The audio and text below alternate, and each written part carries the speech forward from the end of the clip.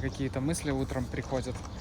Ну, они иногда бывают. Это было на Шри-Ланке, когда мы жили. И вот сегодня утром я следил, когда я пошел на пробежку, а малышка осталась спать в комнате. И я, короче, вот она сейчас впервые в жизни катается на самокате. Поймал себя на мысли, что я поставил печься хлеб и выбежал на улицу. Это странно звучит, но я думал, блин, если со мной что-то случится, малышка спит, хлеб печется, и если я не вернусь вовремя домой, то кто выключит хлеб, чтобы малышка смогла спать спокойно?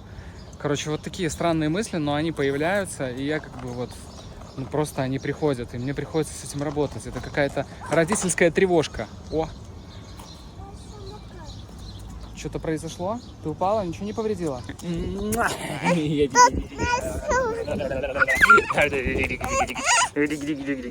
Хочу научить. Подписывайтесь на канал. Ставьте лайк.